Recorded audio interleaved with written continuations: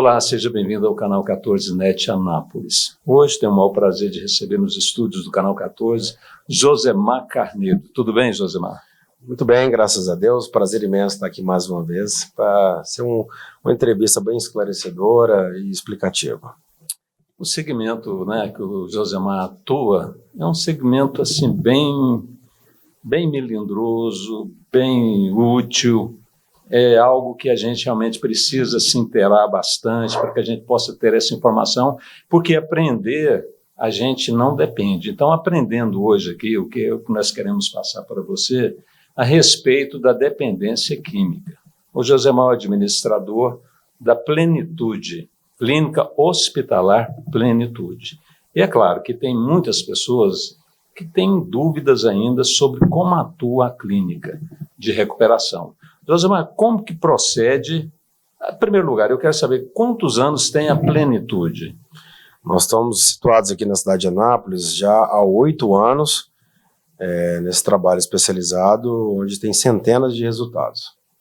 8 anos, então, que você atua na dependência, na recuperação de dependentes químicos e também álcool também, de atuação, mais de 10 anos, mas como fundador da clínica, 8 anos de existência. Então, já tem um bom tempo de atuação e muita experiência também. Josemar, então, eu quero fazer as perguntas hoje para você. Quero iniciar com a pergunta seguinte. Eu creio que muitas pessoas têm essa dúvida. Se a pessoa está passando por um problema desse, com a situação dessa em casa, com dependente, quais são as espécies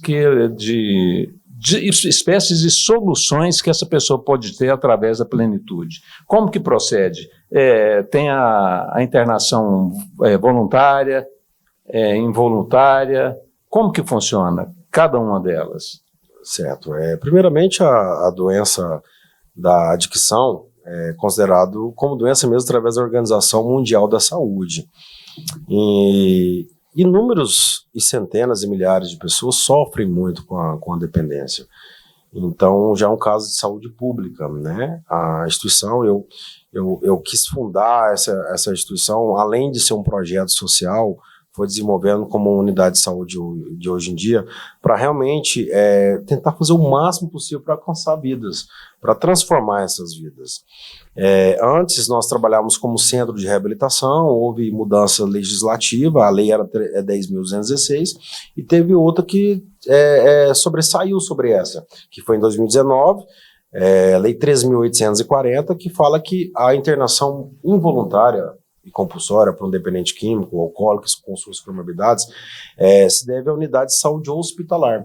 Então, nós fizemos essa migração, juntamente com projetos arquitetônicos, com vigilância sanitária, prefeitura, corpo de bombeiros, para conseguir essa regulamentação, montamos um hospital de ponta, com sala de sutura, sala de reanimação, todos os equipamentos necessários para a existência do hospital, Inclusive a gente pode ter produtos lá e equipos para reanimação, dentre outros. Então nós hoje estamos com uma equipe multidisciplinar bastante completa, como médico psiquiatra, médico clínico geral com atendimento diário, psicoterapeuta, terapeutas, conselheiros, coordenadores, monitores, psicólogo, enfermeira, farmacêutico, nutricionista. Então é uma grande infraestrutura. Para quê? Para dar proporcionalidade para o tratamento de dependência química alcoólica. Existem 3 modalidades de internações. A voluntária, obviamente o dependente, o paciente tem que ter o real desejo e permanência de continuar um tratamento por livre e espontânea vontade. Aí existe a involuntária, que se dá a internação, um membro da família, ou um assistente social, ou algum terceiro, assina essa internação como tutor.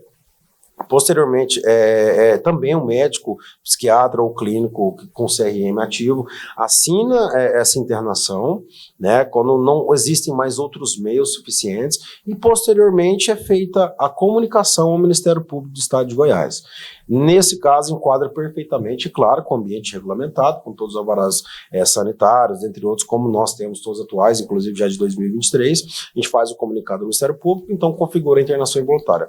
E a compulsória, que já é caso de determinação judicial, caso a família o dependente responde por algum processo, aí o juiz decide, né, migrar em segurança internativa, nomeia a instituição e é feita a internação a mandato judicial, mas de todas as formas também fazem os mesmos processos, da família assinada, o médico e também os comunicados. Então, o tratamento da dependência, a gente tem que fazer um planejamento individualizado de cada paciente. Cada um tem o seu, entre aspas, fundo de poço, o seu estado físico, mental e espiritual de degradação. Então, passaram por traumas. Muitas pessoas da sociedade titulam como delito moral. E hoje é uma doença. E essa doença, como eu disse anteriormente no início da reunião, é considerada como uma doença através da Organização Mundial da Saúde. Então, isso é tratável. Tem como a dependência ter a solução, viver em sobriedade, em harmonia, em felicidade da vida? Sim, mas para isso que a gente existe, para dar aplicabilidade aos pacientes, mostrarem para eles o quanto eles erraram, como eles entraram, quais são as dificuldades. A gente trabalha muito essa questão espiritual com Deus, com leitura bíblica, cântico de louvores, dentre outros. A gente trabalha muito essa questão de defeito de caráter, essa questão de na área comportamental, tem muita disciplina. Por exemplo, algumas das técnicas nós utilizamos é a terapia racional emotiva, a terapia cognitiva, holística, comportamental, ocupacional, tem as laboterapias, as grafoterapias são redações dissertativas de desenvolvimento mental, videoterapias, arte-terapias, teatro, gincanas, olimpíadas, partilhas de sentimento. Então, assim, não é simples assim, não é deixar um paciente só comendo e dormindo bem. Isso aí, com o tempo, vai haver a desintoxicação. Mas essa preparação mental para encarar a realidade, os sentimentos de frente, para saber lidar com frustrações, porque quando o dependente está no estágio crônico, toda e qualquer dificuldade, sentimento, ele se refugia através da substância. Né? Existe uma certa liberação de dopamina cerebral, endorfina, dentre outros, que faz com que o cérebro acostume a repetir aquela sensação. Então, por exemplo, existem as fases da dependência. A primeira é experimental. Obviamente, existem vários motivos para iniciar o mundo sombrio da substância psicoativa, né? Dentre eles predisposição, outros busca de aprovação social, outros para refugiar de algum problema, algum trauma. Enfim, se a gente fosse falar disso, a gente tomaria muito tempo. Então, existe a fase experimental, existe a fase recreativa, a esporádica, depois a contínua, depois a diária. Aí depois que vai entrando os mais agravantes, né? Aqui vem a dependência, né? Então, algumas pessoas começam no álcool, porque é uma droga lícita, querendo ou não, fácil acesso, outros já entram direto na maconha, outros na cocaína, no crack, mas lembrando que o final da história vai ser sempre o mesmo, entendeu? É prisão, instituição e morte. Como que uma família fica ciente de como tá? Os comportamentos eles começam a mudar. Obviamente, quando está nessa fase inicial, o dependente ele esconde de toda e qualquer forma, mas ele começa a ir mal na escola ou na faculdade, começa a perder relacionamentos, começam a ficar mais nervosos dentro de casa, a mentir mais, a falar fora do contexto. Então, existem várias formas assim da família acender um alerta. Não é sempre que um dependente usa droga ou tá viciado, que vai simplesmente se abrir para uma família, porque ele também se envergonha disso. Ele começa a enxergar o uso de drogas como algo bom, porque aquilo lá ainda não é o problema maior da vida dele. Então, na verdade, ele procura como refúgio, a alegria momentânea, dentre outros, e acaba que, querendo ou não, algumas reações das substâncias são até, entre aspas, é claro, positivo, porque se drogas fossem ruins, eles não usavam. O mais complexo mesmo são as consequências, que é onde geram morte, maior índice de sistema carcerário envolvido com narcotráfico, com uso de drogas, a criminologia relacionada à impulsividade da dependência. Então, todos os estados físico, mental e espiritual são degradados.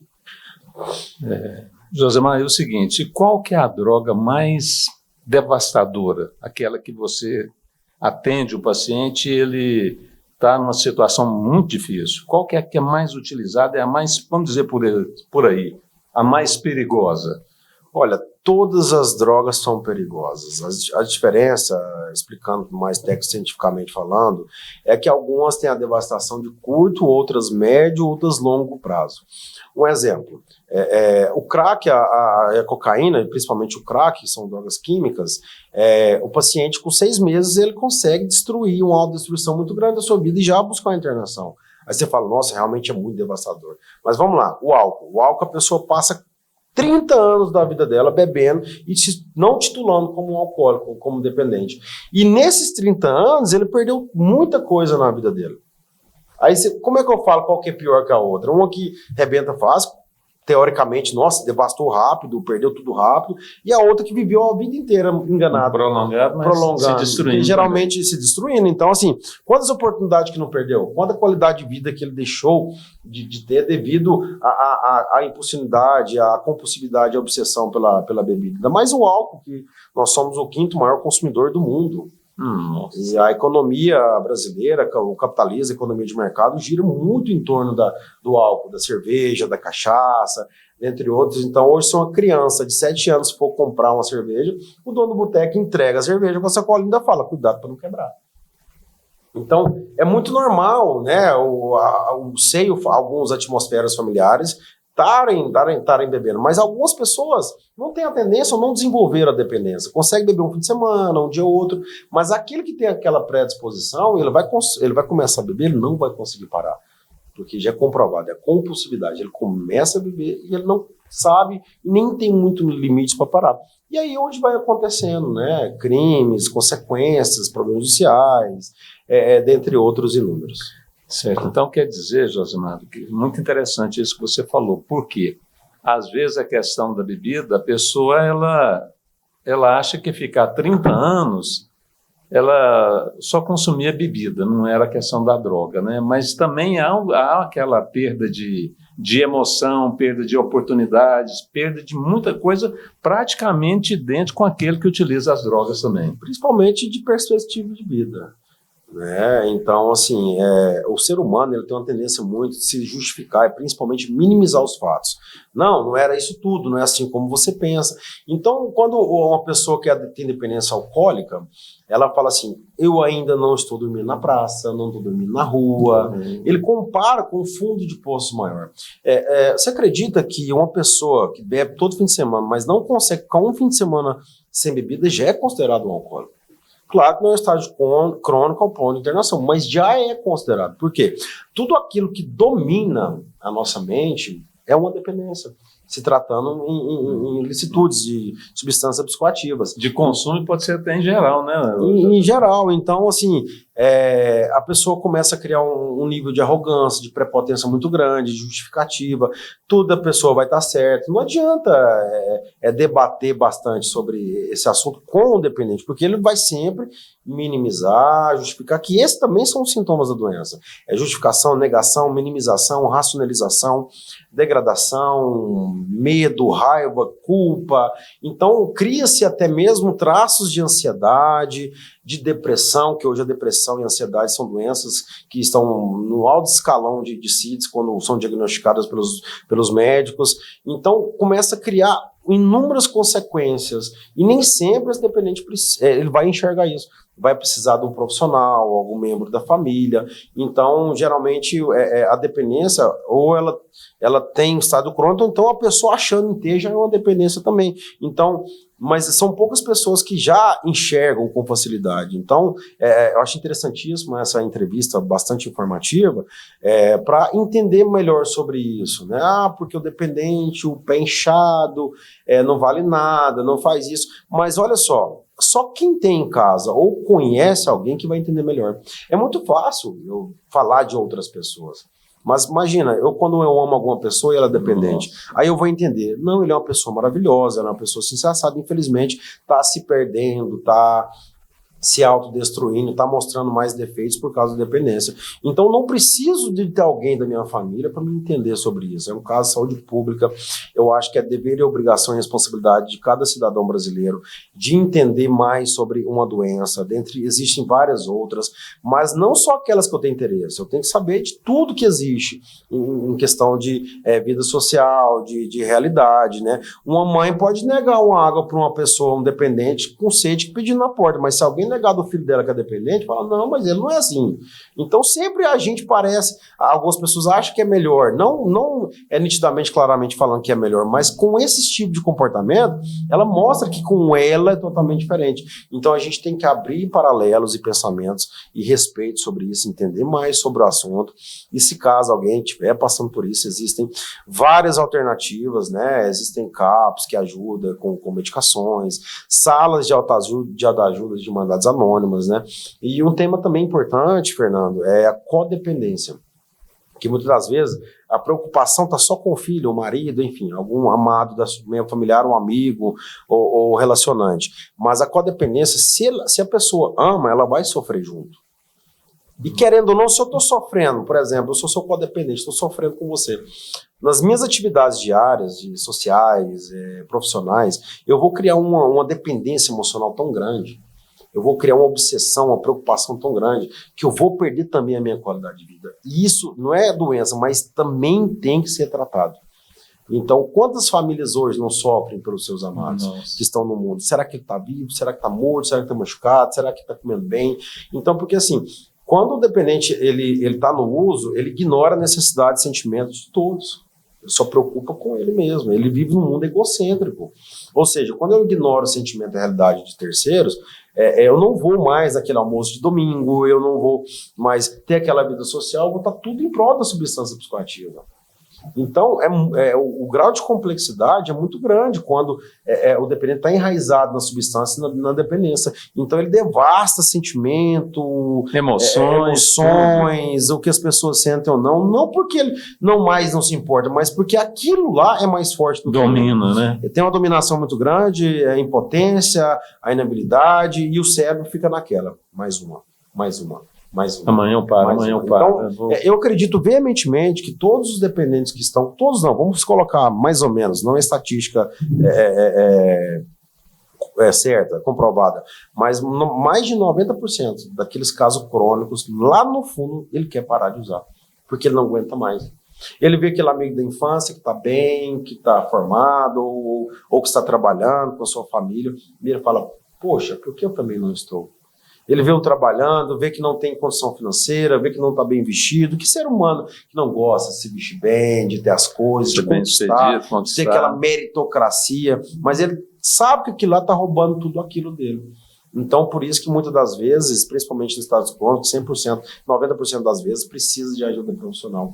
Então, a gente entrou nessa iniciativa privada, que também deveria ser mais iniciativa do governo, prefeitura, governo federal e estadual, para ter essa iniciativa, porque é causa de saúde pública. Então, a gente percebe-se, né, que existem alguns moveres à dependência, sim, mas não de acordo com a demanda social.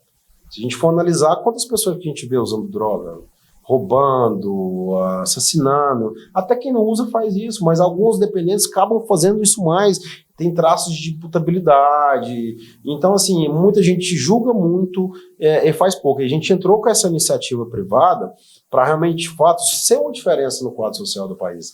Tirando o estado de São Paulo, nós fomos os primeiros a regulamentar, de acordo com a nova legislação de 2016. A gente fala nova, estamos em 2023, mas é porque teve uma lei nova que era 2006, né? Às vezes essa alteração. Então, hoje a gente é referência, né? A UNSP, Unidade de Saúde e Plenitude, a Fantasia Clínica Hospitalar Plenitude, nós somos referência em tratamento. Então, nós buscamos o paciente em qualquer lugar do Brasil, de ambulância, com profissionais adequados, temos todos os atendimentos, todos os profissionais, alimentação balanceada, com orientação da nutróloga, tudo registrado, tudo organizado, um espaço físico magnífico, com piscina, campo de futebol, 2 lagos para pescaria esportiva, salão de jogos, né, um refeitório personalizado, ambiente familiar personalizado. Então, nós estamos situados no residencial Flamboyant, que é Anápolis, Goiás.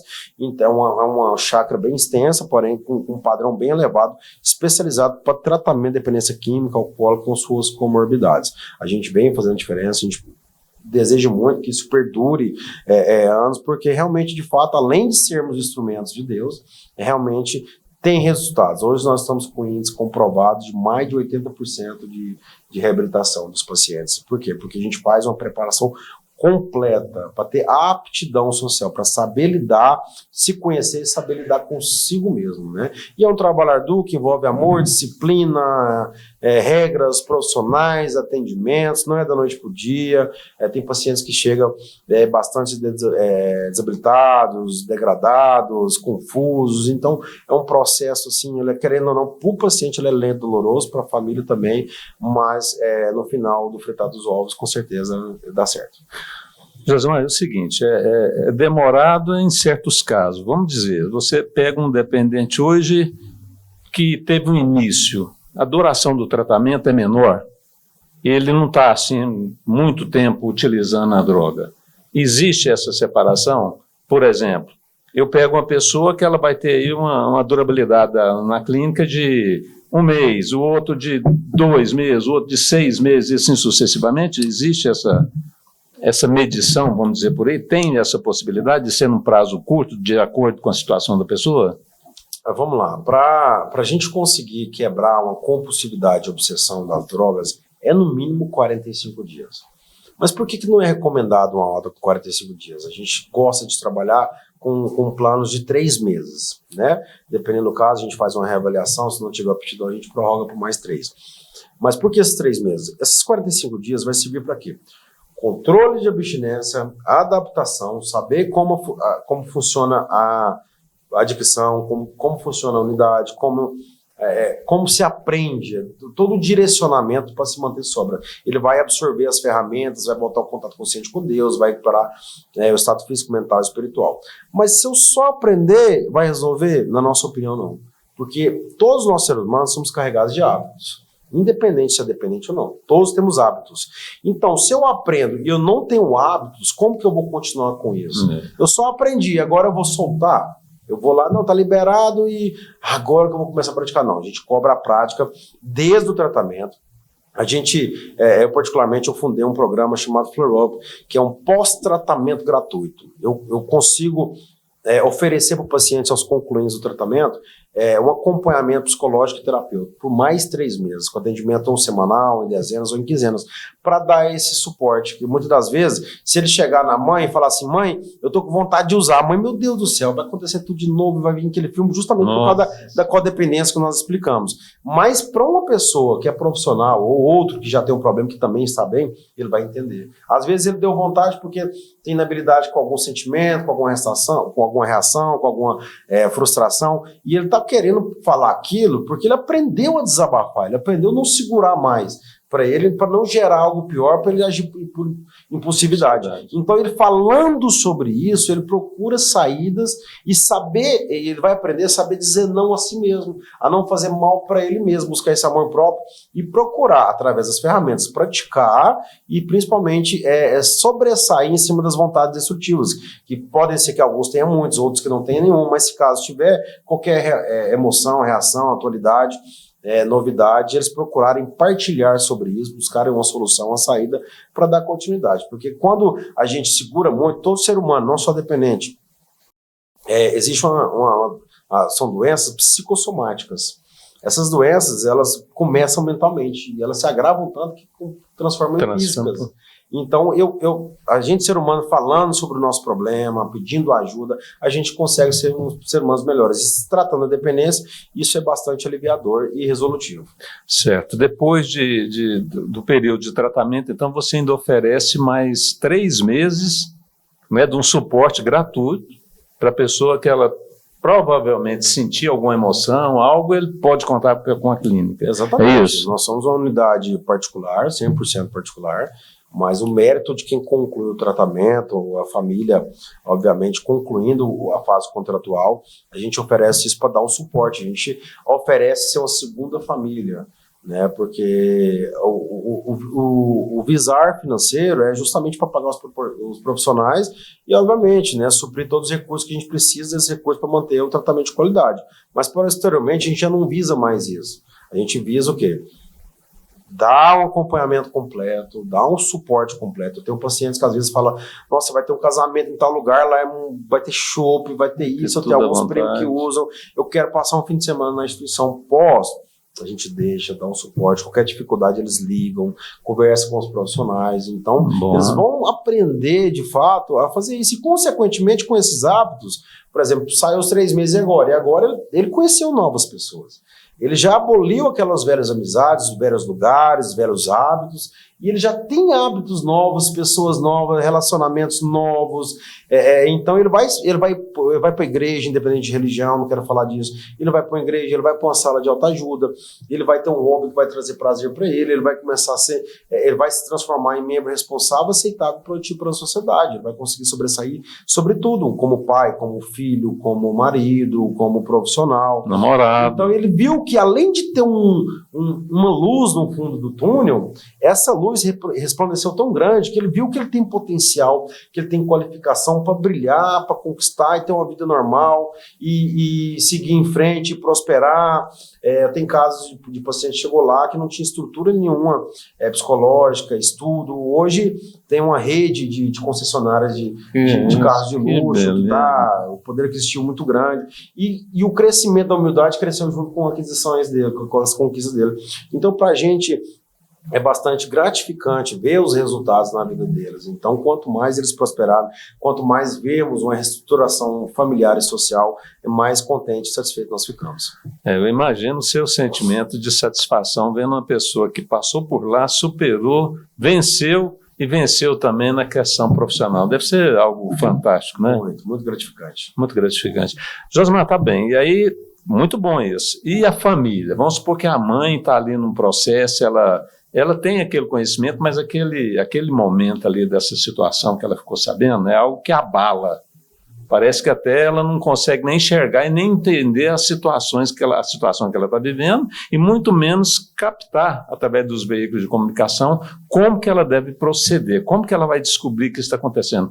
A clínica também oferece isso para os familiares, olha, se a pessoa quiser um treinamento, entre aspas, olha, como é que eu faço para me descobrir isso, que meu filho está mexendo, não está ou não está? Como é que eu faço isso que já está? Eu que passei por isso, junto com uma pessoa dependente, eu também agora estou fragilizado. Né? Foi algo que eu não esperava, eu não criei para isso, claro. Isso veio numa situação que ninguém esperava, foi numa festa aí, envolveu lá, depois chegou num dia, já passou uma semana, já tinha um comportamento totalmente diferente, eu não entendia, né? E até hoje eu ainda tenho muita dificuldade de compreender isso para que eu possa dar o suporte maior. Se uma mãe e um pai procuram a clínica, Josimar, olha, eu estou sentindo muito fragilizado, tem condição de você me ajudar? Faz parte também, faz parte do pacote, olha, daquele que vai passar a ser o seu cliente, o seu paciente? Claro, o estado de vulnerabilidade dos membros familiares são muito grande devido ao alto índice de sofrimento e preocupação, né? E essa codependência ela é muito grande. Então, eu também sou especialista em codependência, além de ser psicoterapeuta, pós-graduado em saúde mental e também em gestão hospitalar. Então, o nosso meio de comunicações, principalmente por ligação, é muito grande. Então, querendo ou não, mais de 40% das informações que eu passo é para dar esse tipo de suporte. Embora eu não criei nenhum tipo de vínculo, mas a primeira coisa que acontece na comunicação é a família falando. Ele está assim, esse assado, sofreu esse assado, e eu estou acabado, estou destruída, eu não sei o que eu faço. E querendo ou não, como já faz parte do nosso planejamento terapêutico e hospitalar, a gente vai dar um suporte, vai fazer orientação. Tem família que me liga, às vezes, conversa, desabafa, procura recursos, pesquisa formas e meios. E hoje em dia, assim, nós temos uma era digital muito avançada, né? Então, eu consigo achar muitas coisas positivas na internet, né, nas plataformas digitais. Então, se eu pesquisar sobre codependência, eu vou conseguir achar vários vídeos instrutivos, para mim saber lidar comigo mesmo, com a codependência, no amor próprio, dentre outros. Então, se ligar, nós vamos continuar à disposição, tá? Lembrando que, para ficar registrado, o nosso WhatsApp é 24 horas para internações, é o 62992-610909. E a gente está pronto para fazer internações, para esclarecimentos, para tirar dúvidas, mas a família precisa de fazer algo. Por quê? A dependência química alcoólica não é brincadeira e leva à morte. Então, se ficar, vai melhorar, vai fazer isso. Claro, a gente espera com certeza que todo mundo melhore, mas ele tem um livre-arbítrio. Ele querendo ou não, ele escolhe esse caminho ruim. Então, ele já não está sendo mais responsável por aquelas escolhas, porque ele já está impulsionado. Então, a família que tem uma forma mais, além de emocional, mas que tem uma condição racional de desenvolver, de resolver, de buscar e de fazer um tratamento, que assim o faça. Porque a gente sabe muitos casos que são positivos, como alguns foram mencionados, e infelizmente alguns casos que não conseguiu, porque a família teve a oportunidade de fazer uma internação, de procurar alguma solução, e infelizmente veio a óbito mediante a circunstância e consequência do mundo sombrio das drogas. Nossa, se vir na óbito numa situação dessa, é um arrependimento muito grande, né, Josemar? Deixa eu te fazer uma pergunta. A questão da internação compulsória, hoje ela atinge um índice favorável, alto? Porque, igual você falou agora, às vezes o familiar ele quer até internar a pessoa, né, por mais que ele também tenha esse direito, mas acaba ele não conseguindo, né, porque há aquele lado emocional, parentesco, você quer jogar duro, às vezes a pessoa acaba te convencendo, igual você falou que a pessoa, quando está nessa situação, realmente ela tem uma boa lábia, ela convence, ela se protege, porque ela está sendo dependente disso, né? Tipo, só mais essa vez, eu vou fazer de tudo para mudar e tal, mas aí passa mês, passa 2 meses, passa 3 meses e está ali o sofrimento familiar, está ali a pessoa também, você vendo que ela está definhando, que não está bem, alguma coisa não está bem, né? E aí a pessoa fica, não, eu tenho que procurar um meio que tem que ser na marra a maneira de falar, mas eu tenho que entrar judicialmente para solicitar a questão do internamento, da internação compulsória. Hoje acontece muito isso? Olha, assim, eu não posso falar a termo generalizado a padrão brasileiro, mas 90% das internações em nossa unidade são involuntárias, porque essa legislação, querendo ou não, ela padronizou o ambiente hospitalar, profissionais, que quem ganhou muito foi a família dependente, e a gente pagou um preço muito alto, com investimento altíssimo para estar essa regulamentação, né? Mas está mais fácil, ela ligar, ela pedir ajuda, se quiser, a gente fecha o contrato, assina o contrato e a gente já faz o serviço. Então, algumas pessoas que estão respondendo processos judiciais, ou já estão presos, ou já que não vai de prisão e tudo, aí o juiz já determina. Mas hoje é muito mais fácil a internação involuntária, né? Quando não existe mais nenhum outro recurso, a dependência está no estágio crônico, é só ligar, procurar, assinar a parte contratual juntamente com o médico. Que bem você internação, posteriormente a gente faz o comunicado do Ministério Público para ficar enquadrado perfeitamente na legislação. E você reforçou algo que eu já havia falado, mas você reforçou algo muito interessante, porque o dependente ele é muito inteligente. O pessoal julga, mas não. Ele é extremamente inteligente. E por ser inteligente, ele sabe lidar lá no emocional daquela família. Ele manipula, ele mente, ele trai, convence, ele, desculpa a expressão, ele extorque, ele terroriza, ele faz a família dar dinheiro, faz a família comprar isso, faz essa procrastinação, não vou melhorar, é só esse fim de semana, e acaba que nunca consegue. Então a família vai acreditando, vai procrastinando, e acaba que pode acontecer algo bem mais trágico. Por isso que tem que tomar essa medida mais racional, e eu sabendo do assunto, eu sabendo lidar, tendo conhecimento, fica mais fácil tomar a decisão. Ótimo.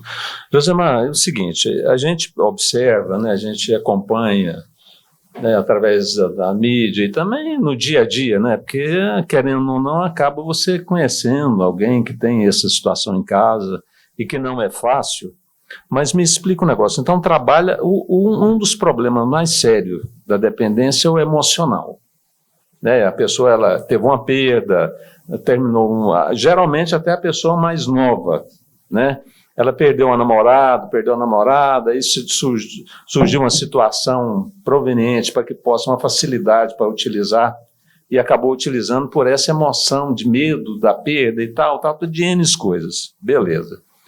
Veja bem, o que acontece? O emocional, você me falou que hoje a clínica hospitalar Plenitude, ela tem um recurso muito, muito grande. E eu percebi que muito em cima da questão do emocional para uma mudança da mentalidade. É isso mesmo? É uma mudança de mentalidade para a pessoa passar agora a ver as situações, compreender as situações, dominar as situações e viver uma realidade. É por aí mesmo, Josemar? Não só por aí, existem muitas coisas mais profundas, né, atrás disso. Mas a gente percebe um padrão de frustração que dá consequências muito grandes. O dependente, ele não sabe, quando ele não está em recuperação, ele não sabe lidar com frustrações. Se ele está feliz, ele vai usar. Se ele está triste, ele vai usar. E se ele estiver frustrado, ele vai querer acabar com o mundo usando droga. Nossa. Então, ele vai ficar semanas usando droga, vai ficar meses usando droga. Tem pessoas que a família acha que está desaparecido. Então, a frustração de não conseguir do jeito que ele quer, isso abala muito o emocional. Então, é uma mudança que a gente propõe, primeiramente, comportamental. E o comportamento envolve o mental. Envolve o físico, o mental e o espiritual. O físico é mais fácil, porque se ele estiver dormindo bem, comendo bem, isso recupera gradativamente. Agora, essa mudança psicológica, essa mentalidade, a gente trabalha muito. Porque ele vai ter que aprender a admitir, a buscar a sanidade, a entregar na mão de Deus e saber que não é da forma dele. Ele vai reconhecer todas as qualidades, vai entender e reconhecer todos os defeitos. Ele vai ver quais poderes que esses defeitos têm na vida dele. Ele vai aprender, ter a habilidade de, além de reconhecer, prontificar a mudar, vai prontificar a buscar um contato consciente com Deus, a falar sobre si, a buscar saídas, a falar abertamente dos seus problemas, das suas dificuldades, dos seus medos, das suas raivas, das frustrações, percas. Então, assim, percas, então, nem se fala, porque é algo que fere muito. Quem gosta de perder? Ninguém gosta de perder. Mas um dependente, quando ele perde algo, ele quer fazer o quê? Ele quer aliviar aquela dor. Né? Por exemplo, o suicídio. A pessoa quer morrer, ela não quer morrer. Ela quer livrar daquele problema. E, similarmente, um dependente, ele quer algo para refugiar, para livrar daquele sentimento que ele está tendo. Por isso que aí o cérebro fica mais uma, então ele não consegue parar. A compulsividade, que uma vez que eu começo eu não consigo parar, ela é ativada, a obsessão, aquela ideia fixa, ela é contínua e eu ignoro, né, a necessidade de sentimentos dos outros e transformo o furacão, invade a vida de todo mundo, inclusive a sociedade. Então, esse tratamento que você oferece da questão mental, ele vai aprender também vamos supor, acontece alguma situação externa. Isso é muito comum. Vem uma crítica, a pessoa às vezes ela recebe essa crítica como algo que devasta ela não tem um alicerce forte para receber. Ele vai aprender também como ele receber, né? Porque também aí há a situação, como que eu recebo uma crítica? Tem gente que recebe uma crítica, sabe que não é aquilo, não estou nem aí, deixa para lá. Sim. Né? Não vou dar ênfase aqui para isso, porque eu me conheço, eu sei que eu não sou isso, e esse comentário, essa situação que aconteceu, não vai me abalar mais, por quê? Porque através da sua assistência, né, psicológica, ele vai também aprender justamente isso, Josemar. Olha, eu vou aprender a conviver com todas as situações externas, né, que vai vir para mim, eu vou saber filtrar ela aqui, e agora sim, isso aí não me abala mais, porque, repito, tem pessoas que recebem um tipo externo de qualquer situação vivida, e aquilo ali devasta ele psicologicamente, ele não tem um domínio mental, nem de refletir sobre o que aconteceu, nem de ver o valor que ele é, porque na hora que a pessoa vê a identidade dele também, que ele é um filho de Deus, que ele é feito à imagem e semelhança de Deus, ele já vai ter também algo bem diferente na própria mente dele saber lidar com todas aquelas situações que provavelmente ele pode estar vivendo ou, se for externo, veio de fora para ele. Claro. É por aí mesmo? Também, o estado de vulnerabilidade que eles chegam é muito grande. Então, a autoestima é lá embaixo. Toda crítica que é ouvida encara como insulto, se sentem mais frágil, porque algo que deixava eles mais fortes era a droga. Então ele vai ter que entender, a gente ensina bastante isso, bem profundamente inclusive, a entender, saber lidar com críticas, independente se forem construtivas ou destrutivas. Todo mundo sabe que existem N tipos de pessoas, algumas vão falar para ver o seu melhor, outras realmente para te deixar para baixo. Então ele tem que entender quem ele é e para onde ele vai. Ele tem que entender qual que é o potencial que ele tem de brilhar, de conquistar. E não é em base do que as pessoas falam ou acham de mim que eu vou conseguir ter sucesso. É em saber quem eu sou de verdade, qual qualidade que eu tenho.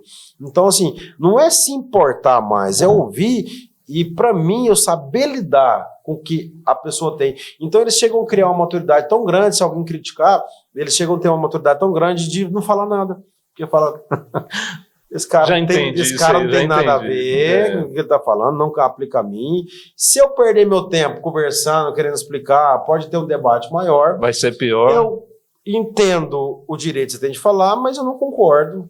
E muitas das vezes é perca de tempo ficar explicando. Então, eles começam a falar assim, não é qualquer coisa que me abala mais, porque ele trabalha tão profundamente sobre a questão de defeito de caráter, comportamento e reações e sentimentos, e o que tem que evitar e o que tem que procurar, que eles ficam muito fortes. Então, o dependente, tudo que ele faz bem feito. Quando é para se autodestruir, eles vão fazer bem feito. Mas quando é para brilhar também, fazem bem feito. Por isso que nós temos aí, na televisão, na política, entre outros, vários casos de pessoas que já tiveram envolvimento de drogas. Muitas vezes eles gostam de guardar o seu anonimato, de não expor isso, né? Alguns já falam ao ponto de entender que vai ajudar outras pessoas, outros já preferem se resguardar. Mas no alto escalão da sociedade nós temos vários números que brilham de uma forma extraordinária. Então, e volta a brilhar. Isso vai gerar o quê? Fulano de tal era assim, agora tá assim. Será que tá roubando? Será que tá traficando? Porque gera tanta inveja nas pessoas, porque o cara vai brilhar e ele nasceu para isso. A gente mostra para ele que são vencedores, são abençoados, que nasceu para brilhar, que tem que tomar posse dessa bênção, tem que se preparar para isso. Então ele sai com um otimismo muito grande, com uma organização mental muito grande, saem preparados para as coisas dar certo, para algumas questões que é normal de não darem certo, mas de procurar sempre uma nova saída, uma solução, sai reorganizado, já sai com planos e metas de curto, médio e longo prazo. Então é uma mudança sobrenatural. Eu falo assim que eu falo até brincando, né? Eu acho que todo ser humano tinha que passar pelo menos um mês dentro de uma clínica. Por quê? Porque geralmente a sociedade, algumas pessoas, elas erram e não estão sentindo mais nem desconforto mais. Então, se eu não sou isso, para que eu preciso mudar? Lá não, lá a pessoa tem um tempo certo, um tempo para se autoanalisar. Peraí, quem sou eu? O que eu fiz de errado? Esse caminho deu nisso. Por que eu não evitei isso? Então eles vão ter tempo de se amar, de se cuidar, de parar para analisar o comportamento, o que deu errado, como poderia ser diferente, como vai ser. Então é um aprendizado muito profundo, extraordinário, que realmente tem resultados. Vão aprender a ter propósito na vida, né? Exatamente. Outra coisa, eu estava pensando que você falou da questão de se eles entram sem cuidar da vida e saem cuidando da vida. Obviamente. Muito bem. Obviamente, já saem com um propósito de vida, né? Alguns casos tem alguns dependentes que nem sabem o que querem fazer da vida, já saem, não, eu vou estudar isso, eu vou prestar um vestibular, eu vou fazer faculdade, ou então vou começar uma empresinha ali, ou então vou voltar no meu trabalho que eu tinha, ou então vou desenvolver isso, ou então vou procurar em tal segmento, se não der certo eu não vou desistir, eu vou correr atrás. Vou até conseguir, porque eu sou forte, sou capaz, e eu vou provar para mim, para a sociedade, que eu sou um homem melhor, e eu vou conquistar. Muito bem. Agora, Josmar, finalizando, mas eu vi você comentando que tem um lado também espiritual, né? Que há um trabalho também na questão da religiosidade. É isso mesmo? Eu não digo religiosidade, porque quando a gente usa esse termo, falando parece sobre católico, evangélico. Se for espiritualidade com Deus, a gente usa bastante. Tanto que a gente lá temos uma neutralidade muito grande, mas nós somos cristãos. Então, por exemplo, todos os dias de manhã, dentro do cronograma extenso que nós temos, tem a espiritualidade matinal. É feita leitura bíblica, cânticos de louvores, leitura de meditação de sobriedade diária. Toda e qualquer atividade da instituição, seja ela alimentação ou alguma outra atividades complementares, a gente faz oração consagrando a presença de Deus, que é muito importante. Vem grupos de fora também que vão levar, sem bandeira religiosa, a palavra de Deus. Então, assim, na nossa opinião, da UNSP, pode ser o melhor lugar do mundo, se não tiver Deus, não funciona. A gente acredita veementemente no poder de Deus, a gente acredita que nós somos instrumentos de Deus, somos preparados, a minha equipe é muito especializada, nossos colaboradores são de alto padrão. Eu tenho um farmacêutico que é professor de UEG, a minha enfermeira também é professora de UEG, o meu médico, ele é responsável, chefe pela Santa Casa, IANA, eu tenho um psiquiatra especialista em dependência com QRE, em dependência química, há mais de 30 anos. Então, nós temos uma equipe, uma infraestrutura muito grande que vai dar proporcionalidade ao tratamento, que vai dar desenvoltura. Eles têm uma vantagem muito grande da gente entender qualquer tipo de expressão. Se chegar com raiva, nervoso, a gente vai saber lidar com o paciente. A gente não vai julgar. Se acontece de xingar a gente? Não, mas se acontecer, eu vou entender que no primeiro dia ele está eufórico, que ele acabou de usar, a gente vai procurar medidas, né? Igual nós temos o hospital, o psiquiatra está sempre atendendo, o clínico geral, se precisar de medicações intravenosas, intramuscular, de via oral, precisar de sedação, precisar de alguns ansiolíticos, sempre vai ter um profissional para falar, isso aqui é isso, não, isso aqui é só para conversar, isso aqui é para entender. Então, a demanda, o planejamento individualizado de atendimento é muito grande, porque cada um reage de uma forma, cada um tem sua peculiaridade, a sua tradição, da forma que foi criado. Eu tenho pessoas, já tive pessoas do Acre, eu tenho pessoas de Rondônia, de Roraima, vários da Bahia com convênios com prefeituras, dentre outros. Então, assim, são etnias diferentes, modos de criação diferentes, a gente tem que entender e estudar da cultura diferente, muito diferente, mas no final sempre dá certo porque a gente tem essa maturidade profissional de atendimento e de entendimento para saber lidar com cada um deles. Parabéns, Josimar, te parabenizo mesmo, eu já estive lá na clínica, realmente está muito bem montada, uma estrutura fenomenal.